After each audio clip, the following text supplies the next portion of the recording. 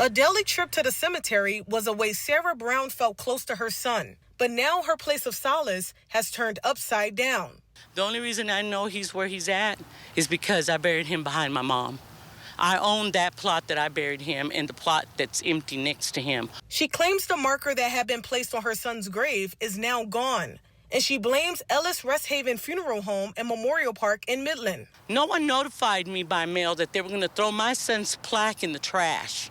But the cemetery says families were notified of a scheduled cleanup on the property. Signs were posted and the rules were outlined in their contracts. In a statement, the cemetery says temporary memorials will remain in place until a permanent memorial is installed, or up to 60 days, whichever occurs first. You can't leave a grave unmarked. Who's done that even back in the old days?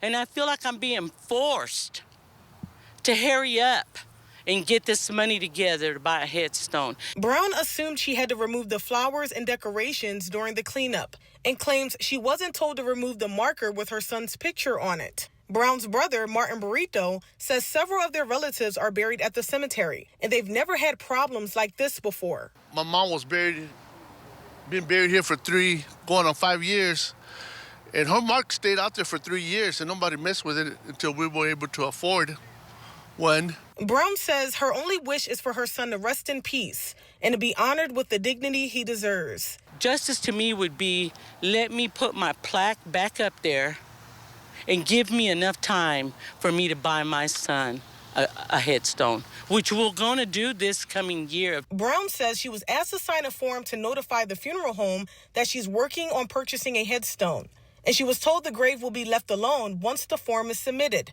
And she isn't alone. Another client of Ellis Rest Haven Funeral Home and Memorial Park has come forward, claiming her relative's marker was also removed. Reporting in Midland, Sanji Milburn, News West 9.